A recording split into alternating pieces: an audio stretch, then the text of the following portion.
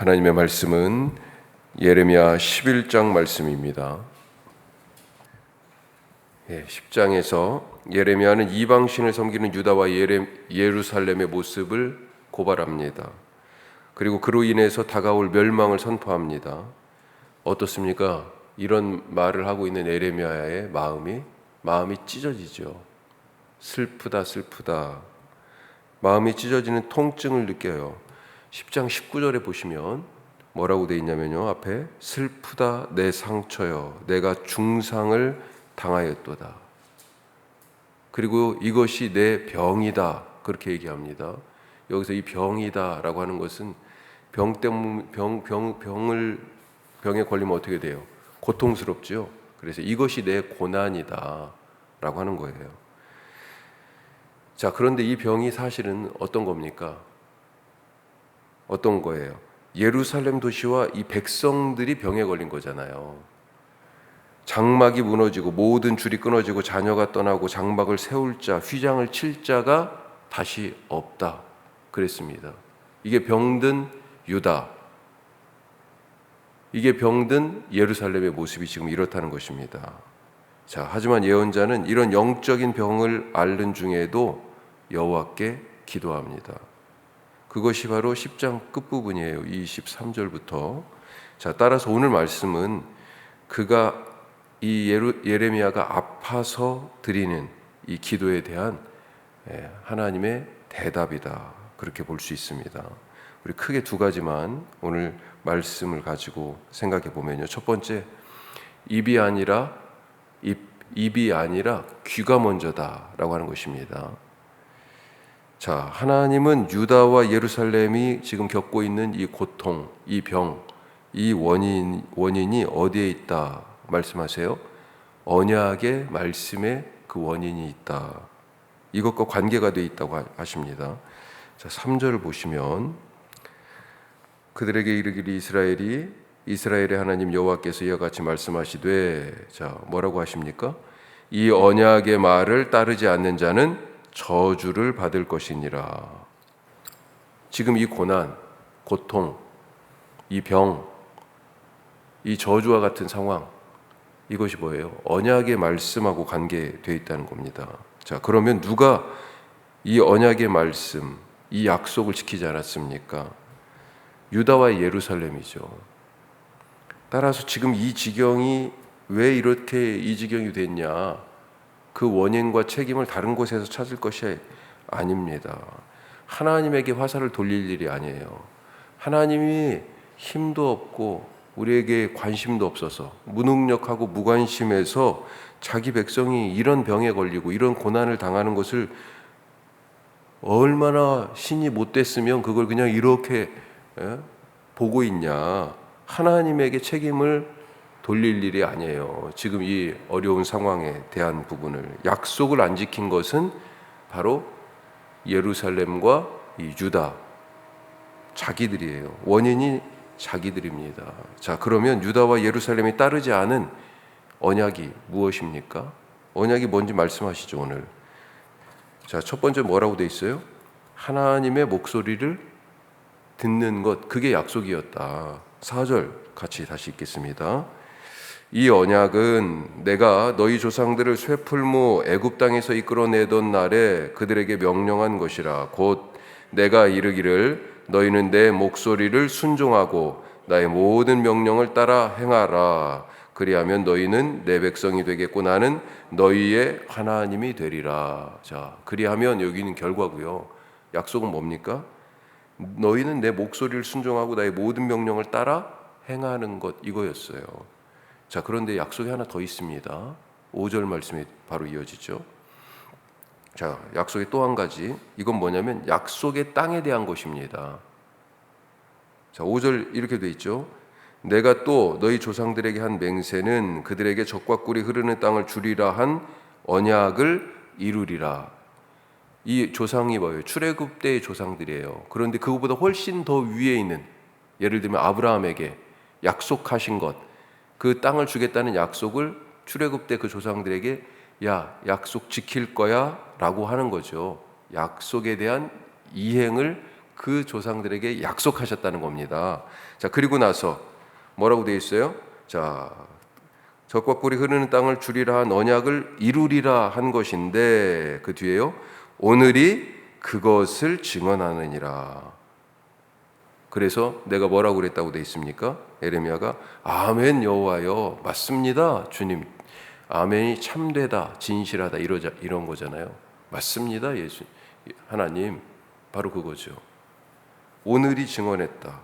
언약의 땅을 주시겠다 약속하셨던 것을 이루셨다는 거죠. 약속 지키셨어요. 그리고 그 증거가 있는데 증거가 어디에 있습니까? 오늘이라는 겁니다. 무슨 말이에요? 너희가 지금 어디 살고 있어요? 이 유다와 예루살렘 사람들이 어디 살고 있어요? 이 팔레스타인, 예전에 아브라함에게 약속하셨던 그 땅, 출애굽할 때 그 조상들에게 아브라함에게 약속한 거 내가 지킬게 하고 주신 그 땅, 거기에 지금 이 백성들이 살고 있잖아요. 자, 지금 약속이 두 가지였습니다. 언약이. 이 두 가지 약속이 뭐예요? 사실은 동전의 양면 같은 겁니다. 쌍방 약속이에요. 약속이 쌍방 약속. 하나님은 뭘 하시기로 했어요? 땅을 주시기로 했고, 그래서 약속의 땅이죠. 이 백성은 뭐 하기로 했습니까? 하나님의 목소리를 순종하기로 한 것입니다.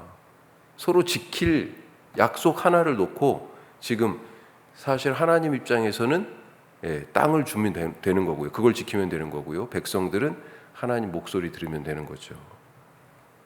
하나님은요, 약속을 지키셨어요. 지금 여기 지금 살고 있는 이 백성들이 지금 증인이에요. 하지만 이스라엘은 어땠습니까? 하나님의 목소리를 듣지 않고 지금 이방신을 섬기고 있습니다. 약속이 깨진 것입니다. 그래서 10절 말씀 끝에 내가 그들의 조상들과 맺은 언약을 깨뜨렸도다, 이렇게 되어 있는 것이죠. 이 백성들이 약속 어긴 것입니다. 그래 놓고 북방에서 지금 이제 군대가 오고 이렇게 재앙이 닥치고 예루살렘 성을 에워싸고 유다 땅을 다 그 말발굽으로 짓밟고 약탈하고, 또 요시아 왕 같은 경우는 어땠어요? 전쟁에 나가서 허무하게 죽었습니다. 갑자기. 그러니까 막 급해가지고 지금 하나님께 부르짖는 거예요. 자, 13절에서 뭐라고 돼 있어요? 어느 정도 우상 섬겨요? 너희들이 섬기는 우상 수가 동네 수보다, 도시들 수보다 훨씬 더 많다는 거예요.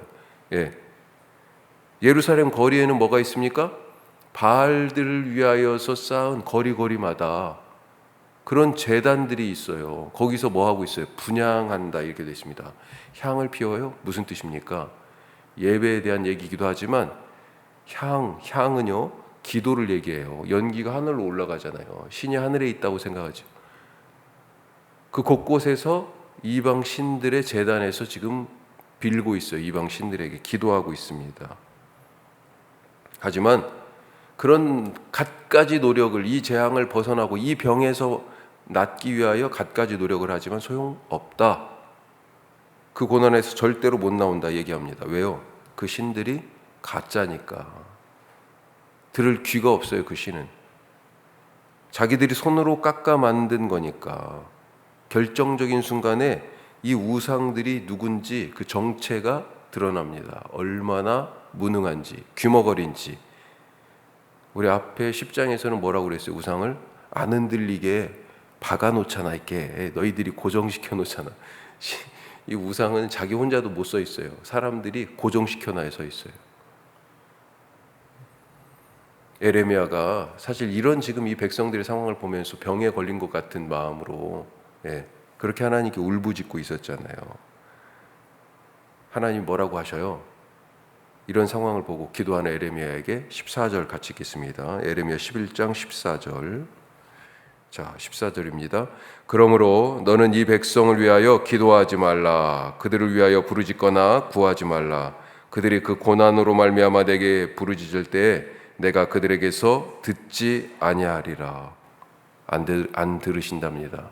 백날 기도해봤자 소용없다. 나 안 들어.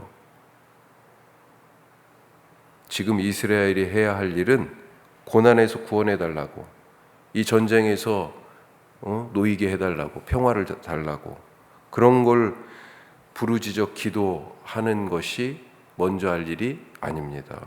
무엇을 먼저 해야 할까요? 무엇을 먼저 해야 하는지 그 답을 찾기 위해서는 왜 이런 문제가, 이런 고난이, 이런 병에, 이런 재난 가운데 내던져졌는지 생각해야 됩니다. 왜요?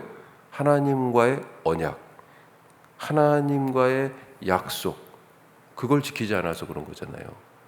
이스라엘이 지켜야 될 게 뭡니까? 하나님의 목소리를 듣는 것, 순종하는 거예요.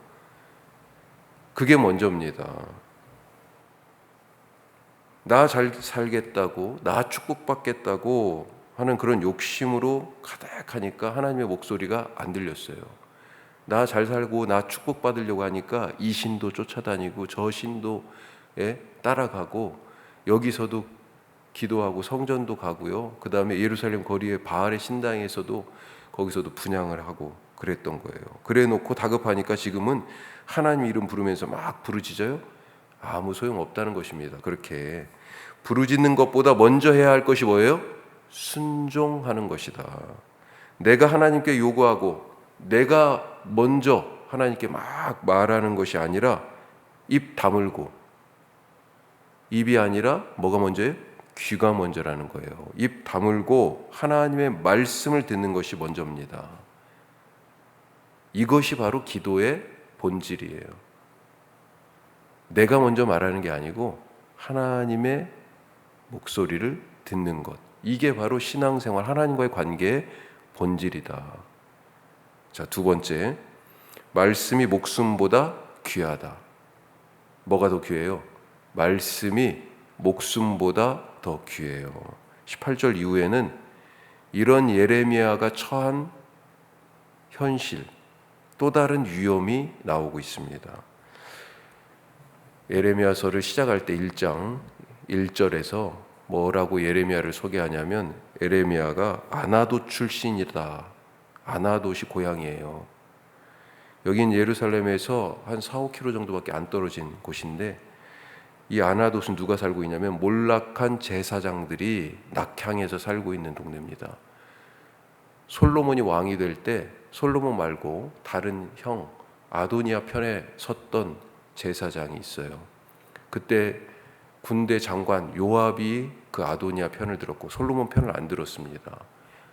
성전에서는 아비아달이라는 제사장이 이 아도니아 편을 들어서요, 솔로몬이 왕이 되니까 권력, 자리를 잃었어요. 사실은 역할을 박탈당했습니다. 그래서 아나돗으로 이 아비아달이 내려간 거예요. 그래서 아나돗이 제사장의 사실은 도시인 거죠. 낙향한 제사장. 자, 그런데 에레미야가 바로 그 아나돗 출신이에요. 그런데 오늘 말씀 우리 18절부터는 뭐라고 돼 있어요? 아나돗 사람들이 지금 예레미야를 죽이려고 했다라고 하는 것입니다. 왜 죽이려고 했을까요? 자기들 목숨이 위태한 거예요. 예레미야의 예언은 실질적으로 누구를 겨냥합니까?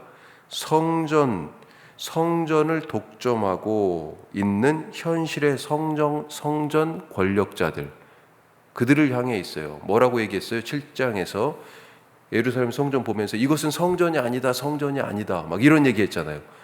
그러니까 예루살렘에 있는 제사장들이 막 열받은 거죠. 아나돗에 압력을 가하기 시작한 겁니다.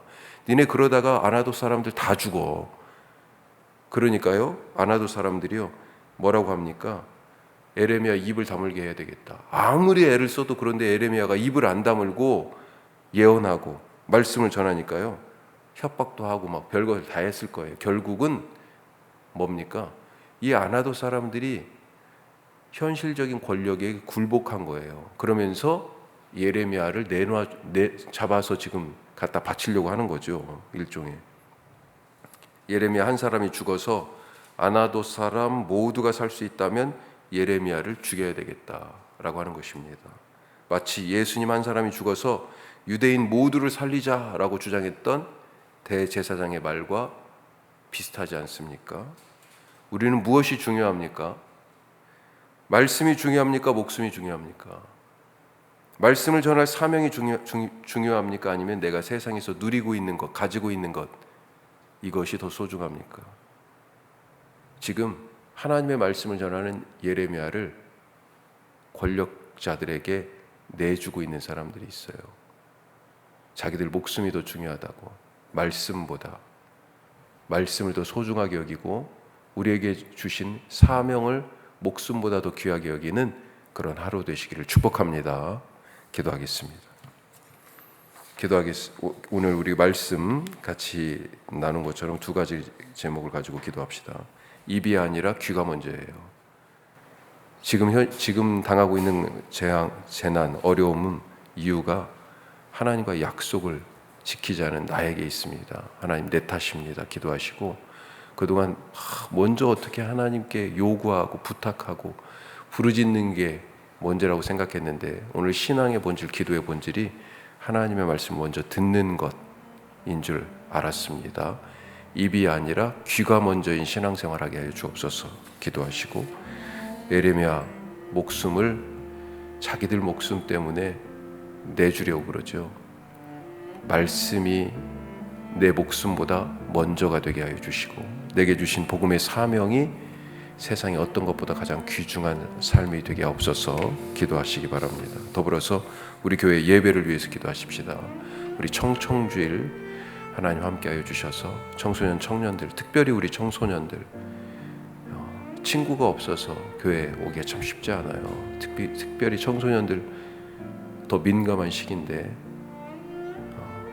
주님 우리 청소년들을 인도하여 주시고 우리 청년들에게 하나님 성령을 부어주셔서 현실을 이길 수 있는 믿음의 비전으로 살아가게 하여 주옵소서. 우리 특별히 기도하실 수 있길 바랍니다. 기도하겠습니다.